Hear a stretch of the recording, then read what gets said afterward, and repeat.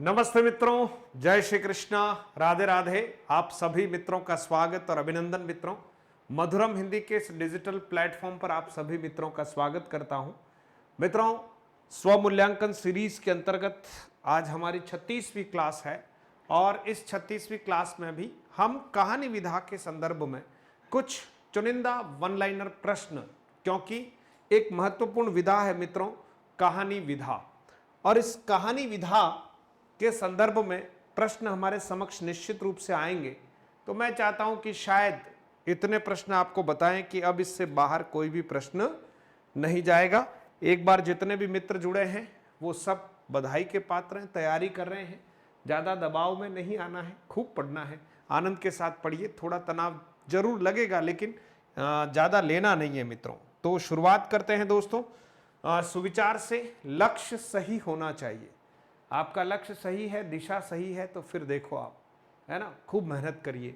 लक्ष्य सही होना चाहिए क्योंकि काम तो दीमक भी दिन रात करती है पर वह निर्माण नहीं विनाश करती है। तो कंस्ट्रक्टिव अगर हमारा ध्येय है ना, कंस्ट्रक्टिव हमारी डायरेक्शन है तो निश्चित तौर पर हम बहुत सही जगह पर पहुंचेंगे और बहुत अच्छा करेंगे। तो आज का सुविचार हमको प्रेरित करता है मित्रों।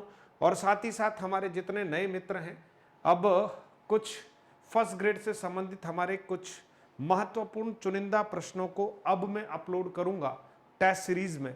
इसलिए मैं चाहता हूं कि आप सभी मित्र जो हैं, जो टेस्ट सीरीज से जुड़े हुए नहीं हैं, तो मधुरम हिंदी प्रो एप्लीकेशन को डाउनलोड करके आज ही 99 रुपीज़ में फर्स्ट ग्रेड की टेस्ट सीरीज को ज्वाइन कीजिएगा मित्रों। बस इस 99 में शायद आपको हजारों प्रश्न मिल रहे हैं प्रैक्टिस के लिए, तो आप जरूर, ये केवल सहयोग है आपका मित्रों, ये कोई शुल्क नहीं है, ठीक है, ताकि छोटी मोटी व्यवस्थाएं जो है संधारित चलती रहे, एप्लीकेशन के खर्चे निकल जाए। और जो सेकंड ग्रेड की तैयारी कर रहे हैं उनके लिए टेस्ट सीरीज मित्रों 199 रुपीज़ में है। तो आप दोनों टेस्ट सीरीज को ज्वाइन कीजिएगा। सेकंड ग्रेड वाले जो कोर्स वगैरह कुछ चाहते हैं तो वो भी देख सकते हैं।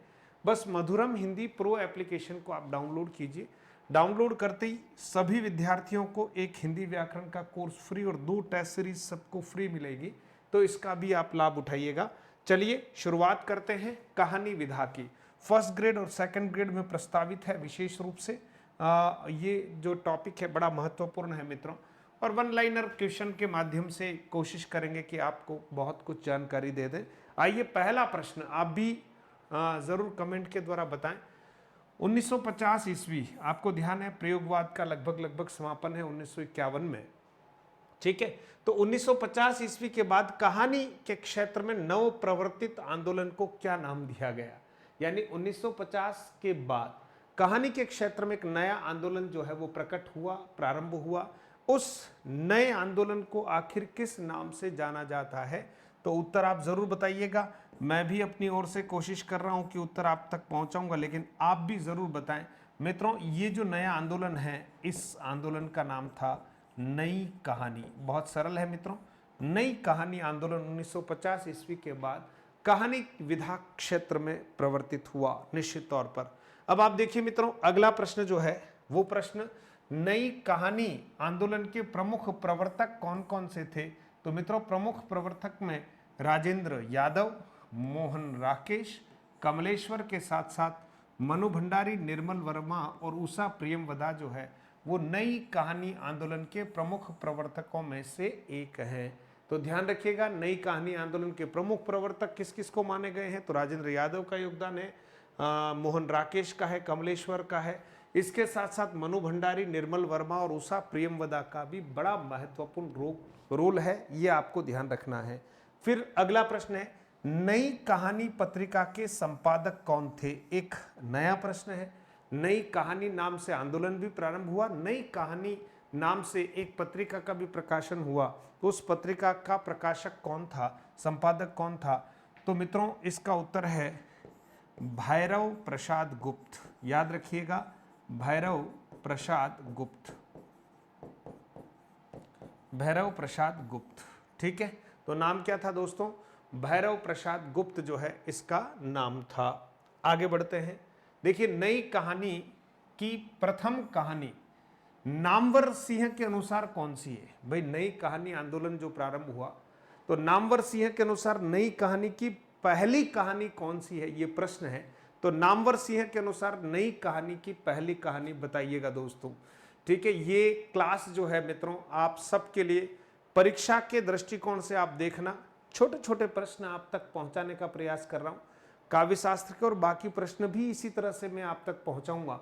और जो बहुत सारे हमारे विद्यार्थी हैं वो ये चिंता कर रहे हैं कि सर क्या होगा, अच्छा होगा, आप निरंतर पढ़ते रहिएगा, है ना। एमसीक्यूज को भी देखते रहिएगा, कंटेंट वाली क्लास बहुत सारी है, हमारी प्लेलिस्ट में आप जाकर देखिएगा, बहुत सारी कक्षाएं आप तक पहुंचा दी गई है। बस आपको केवल प्लेलिस्ट टटोलने की आवश्यकता है। प्लेलिस्ट में आप जाएंगे तो आपको बहुत सारी कक्षाएं मिलेगी, है ना, और नई कक्षाएं भी आप देखिएगा। तो नई कहानी की प्रथम कहानी नामवर सिंह के अनुसार परिंदे जो कहानी है मित्रों, वो पहली कहानी मानी गई है, परिंदे कहानी। ये परिंदे कहानी के रचनाकार कौन थे? तो परिंदे कहानी के रचनाकार थे मित्रों निर्मल वर्मा, है ना। परीक्षा उपयोगी प्रश्न है, किसी भी दृष्टिकोण से हमारे सामने ये प्रश्न आ सकता है। तो परिंदे कहानी जो है वो निर्मल वर्मा के द्वारा रचित है। किसके अनुसार? नई कहानी अंधेरे की चीख नहीं, अंधेरे की खोज है। यानी यह किसका कथन है कि नई कहानी अंधेरे की चीख नहीं, अंधेरे की खोज है? बताइए ये कथन किसका है? तो मित्रों ये कथन बहुत महत्वपूर्ण है, ध्यान देना, है ना। और ये कथन किसका है? कमलेश्वर का है। किसका है दोस्तों? कमलेश्वर का है। यह कथन कमलेश्वर का है। यह कथन किसका है? कमलेश्वर का है। ठीक है दोस्तों, तो कमलेश्वर का यह कथन है। फिर देखिए अकहानी आंदोलन के प्रवर्तक कौन? बताइए मित्रों अकहानी आंदोलन के प्रवर्तक कौन है? तो अकहानी आंदोलन के प्रवर्तक है मित्रों, ध्यान रखना, निर्मल वर्मा ही अकहानी आंदोलन के प्रवर्तक है। निर्मल वर्मा अकहानी आंदोलन के प्रवर्तक है और 1960 ईस्वी में मित्रों इन्होंने इस आंदोलन का प्रवर्तन किया, 1960 ईस्वी में। तो याद रखिएगा अकहानी निर्मल वर्मा। ठीक है, अकहानी निर्मल वर्मा। और आप चाहेंगे कि ये पीडीएफ आपको उपलब्ध हो तो आप टेलीग्राम चैनल को ज्वाइन कर लीजिएगा। टेलीग्राम चैनल का लिंक जो है इस वीडियो के डिस्क्रिप्शन में आप ढूंढकर क्लिक करके ज्वाइन कर लीजिएगा। सचेतन कहानी आंदोलन के प्रवर्तक बताइए, कौन बताएगा? सचेतन, हाँ सचेतन, सचेतन कहानी। तो आप इतना सा याद रखें, अकहानी निर्मल, अकहानी निर्मल पक्का करें, सचेतन महीप, सचेतन महीप। ठीक है, तो महीप सिंह जो है वो इस कहानी के आंदोलन के प्रवर्तक हैं। 1964 ईस्वी के आसपास से यह कहानी आंदोलन जो है वो प्रारंभ होता है, महीप सिंह 1964 ईस्वी। ठीक है दोस्तों, आगे बढ़ते हैं। सचेतन कहानी आंदोलन का आरंभ कहाँ से? अब ये पूछा गया कि सचेतन कहानी आंदोलन का प्रवर्तक, आंदोलन का आरंभ आखिर कहाँ से हुआ? तो मित्रों इसका उत्तर है 1964 ईस्वी में। 1964 ईस्वी में आधार पत्रिका में, 64 ईस्वी में आधार पत्रिका में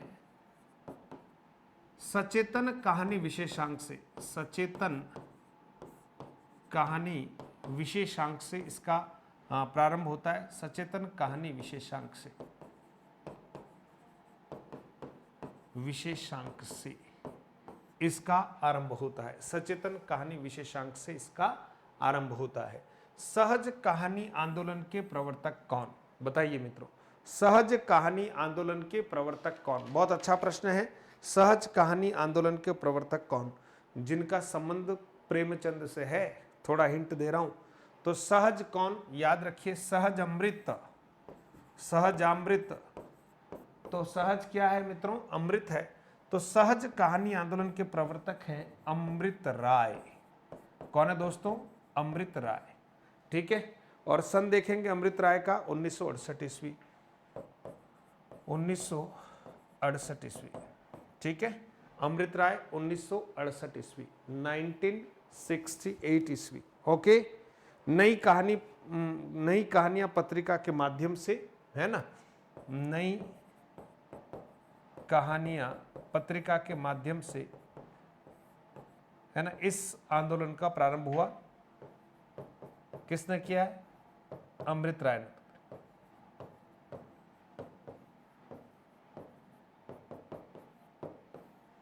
ठीक है दोस्तों, चलें आगे बढ़ते हैं। समानांतर कहानी आंदोलन के प्रवर्तक कौन? बताइए मित्रों, सीधे सीधे बुलेट प्रश्न है जो परीक्षा में आपके सामने आएंगे। समानांतर कहानी आंदोलन के प्रवर्तक कौन?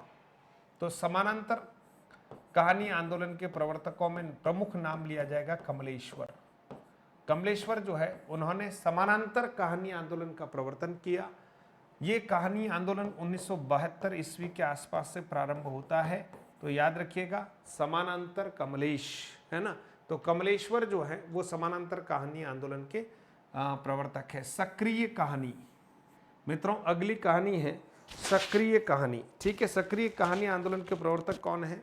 सक्रिय कहानी आंदोलन के प्रवर्तक हैं राकेश वत्स।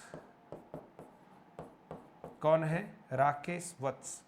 सक्रिय कहानी आंदोलन के प्रवर्तक हैं राकेश वत्स। 1979 ईस्वी से 1979 ईस्वी से, है ना, यह सक्रिय कहानी नामक आंदोलन प्रारंभ होता है।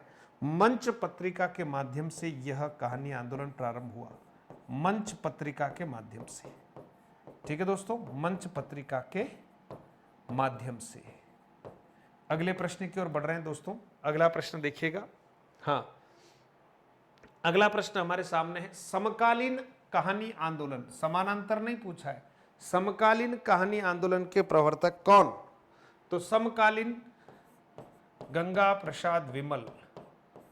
गंगा प्रसाद विमल 1967-68 ईस्वी से इस कहानी आंदोलन का प्रादुर्भाव माना जाता है। ठीक है, अब मित्रों एक कहानी आपके सामने है, कर्मनाशा की हार कहानी के कहानीकार कौन?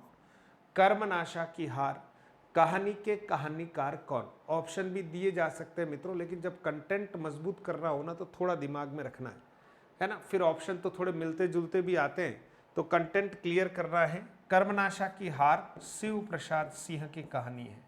किसकी है दोस्तों? शिव प्रसाद सिंह।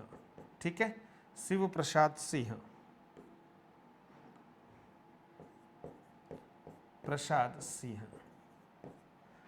ठीक है दोस्तों, शिव प्रसाद सिंह की कहानी है। आगे बढ़ते हैं प्रश्न नंबर 14 की तरफ। बिंदा महाराज। ठीक है, बिंदा महाराज, मुर्दा सराय, दादी माँ आदि ये जो कहानियां हैं, इन कहानियों के रचनाकार कौन? बिंदा महाराज, मुर्दा सराय, दादी माँ आदि कहानियों के रचनाकार कौन? उत्तर वही है शिव प्रसाद सिंह। शिव प्रसाद सिंह। ठीक है मित्रों, ये इनकी अन्य महत्वपूर्ण कहानियां ध्यान रखिएगा। फणीश्वर नाथ रेणु की प्रमुख कहानियां कौन कौन सी हैं? तो ध्यान दीजिएगा, फणीश्वर नाथ रेणु की प्रमुख कहानियां कौन कौन सी परीक्षा में पूछा जाता है? लाल पान की बेगम, लाल पान की बेगम फणीश्वर नाथ रेणु। तीसरी कसम रेणु की कहानी है, फणीश्वर नाथ रेणु की। संवदिया हमने पढ़ा है, जो एक मैसेज लेकर जाता है। संवदिया ठकुराइन होती है जिसको मैसेज देता है, बड़ा भारी और बहुत मार्मिक कहानी है।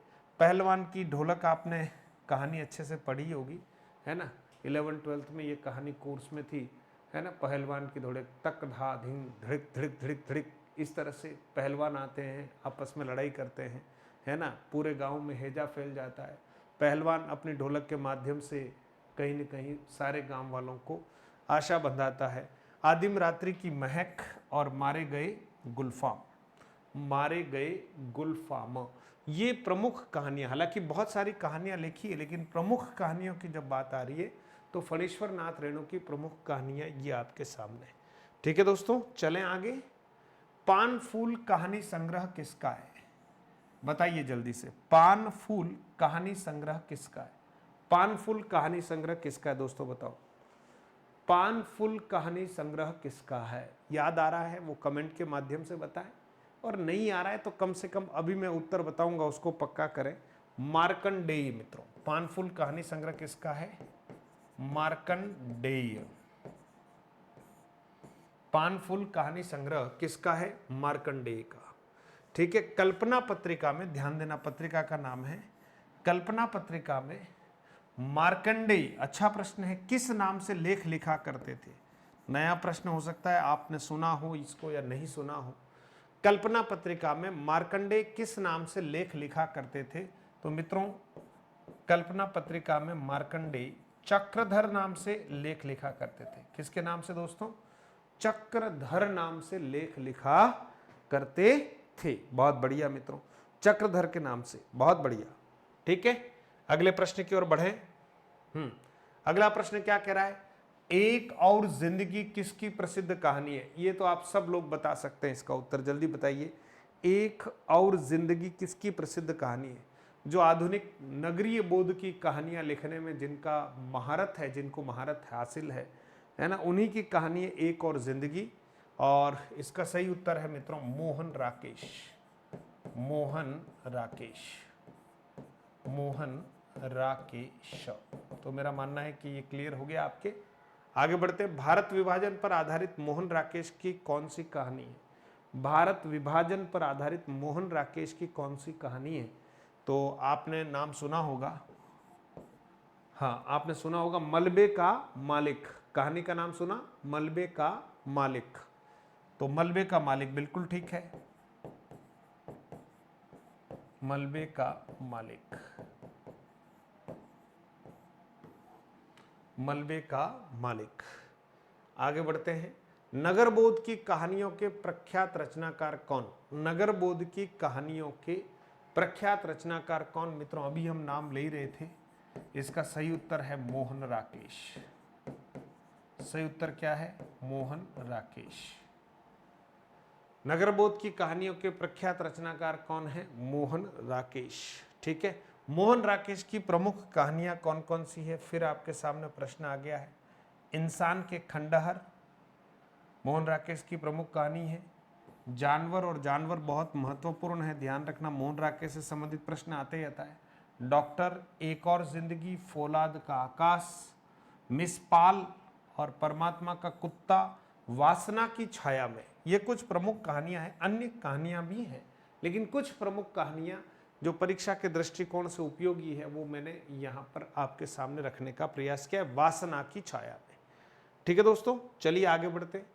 जहां लक्ष्मी कैद है, ये हमारे सिलेबस में थी फर्स्ट ग्रेड सेकंड ग्रेड के, है ना, अब हटा दी गई है। जहां लक्ष्मी कैद है कहानी किसकी है? जहां लक्ष्मी कैद है कहानी किसकी है? बहुत अच्छा प्रश्न है। जहां लक्ष्मी कैद है कौन बताएगा? जल्दी कीजिए। राजेंद्र यादव की, राजेंद्र यादव, बहुत बढ़िया, बिल्कुल सही है, राजेंद्र यादव। अभिमन्यु की आत्महत्या, छोटे छोटे ताजमहल, कहानी किसकी है? अभिमन्यु की आत्महत्या, छोटे छोटे ताजमहल, कहानी किसकी है? बताइए, देखे कौन बताएगा? अभिमन्यु की आत्महत्या और छोटे छोटे ताजमहल कहानी भी राजेंद्र यादव की है, राजेंद्र यादव। ठीक है दोस्तों, राजेंद्र यादव की कहानी है। आगे बढ़ते हैं, प्रश्न नंबर 24, मैं हार गई, कहानी किसकी है? मैं हार गई किसकी कहानी है? तो ये कहानी है मन्नू भंडारी की, मन्नू भंडारी की कहानी है दोस्तों। और मन्नू भंडारी के बचपन का नाम क्या था? कोई बताएगा? मन्नू भंडारी के बचपन का नाम क्या था? हमने पढ़ा भी है। मन्नू भंडारी के बचपन का नाम क्या था? तो मन्नू भंडारी के बचपन का नाम था महेंद्र कुमारी, महेंद्र कुमारी। ठीक है दोस्तों, महेंद्र कुमारी, बचपन का नाम क्या था? महेंद्र कुमारी। ठीक है, यहां तक क्लियर। चलिए अगला प्रश्न, और मन्नू भंडारी की प्रमुख कहानियां जो परीक्षाओं में पूछी गई है। तीन निगाहों में एक तस्वीर, यही सच है जो अभी हमारे सिलेबस में भी है, त्रिशंकु, एक प्लेट सैलाब, ये इनकी बड़ी महत्वपूर्ण कहानियां हैं, परीक्षा में पूछी जाती, ध्यान रखिएगा। ठीक है, तो मन्नू भंडारी भी बहुत महत्वपूर्ण लेखिका है, कहानीकार है ना, उपन्यासकार है, बहुत अच्छा। ठीक है, तो कहानी के संदर्भ में मित्रों जो प्रश्न आप तक पहुंचाने चाहिए थे मुझे, वो मैंने पहुंचाने का प्रयास किया है। अगली क्लास आपकी काव्य शास्त्र के संबंध में, या एक और हमारी विधा बच रही है उपन्यास विधा बीच में, जैसा भी है वो क्लास आपके लिए लेकर आऊँगा। नोटिफिकेशन जरूर ऑन रखें मित्रों, ताकि क्लास जैसे ही आप तक पहुंचती है तो पहले नोटिफिकेशन आता है। पीडीएफ के लिए आपसे आग्रह है कि आप हमारा टेलीग्राम चैनल ज्वाइन करेंगे। और सबके लिंक डिस्क्रिप्शन में है। और टेलीग्राम चैनल का नाम है हमारा मधुरम हिंदी। ठीक है दोस्तों, और साथ ही साथ आपसे आग्रह है कि अगर आप तैयारी कर रहे हैं और कोर्सेज या टेस्ट सीरीज देखना चाहते हैं तो आप अभी डाउनलोड करें। और जैसे ही आप डाउनलोड करेंगे तो एक हिंदी व्याकरण का कोर्स और 2 टेस्ट सीरीज हमने सभी मित्रों को फ्री दे रखी है। तो ये हमारा एप्लीकेशन है मधुरम हिंदी, ध्यान दीजिएगा, मधुरम हिंदी प्रो। ठीक है दोस्तों, मधुरम हिंदी प्रो, PRO को ध्यान रखिएगा, ये हमारा नया वाला एप्लीकेशन है। इसको आप डाउनलोड कर लीजिएगा तुरंत और 2 टेस्ट सीरीज फ्री पाइएगा, हिंदी व्याकरण का कॉम्प्लीमेंट्री कोर्स फ्री पाइएगा। और 99 रुपीज़ में और 199 रुपीज़ में हमारी फर्स्ट ग्रेड और सेकंड ग्रेड की जो टेस्ट सीरीज है उसको ज़रूर ज्वाइन कीजिएगा। कुछ नए टेस्ट, परीक्षा उपयोगी, अंतिम समय में आपको, है ना, तैयारी का निचोड़ कह सकते हैं, वो टेस्ट जो है अब अपलोड किए जाएंगे। बहुत बहुत धन्यवाद मित्रों। क्लास कैसी लगी इसके बारे में आपकी प्रतिक्रियाएं अपेक्षित है। धन्यवाद। तैयारी करते रहें।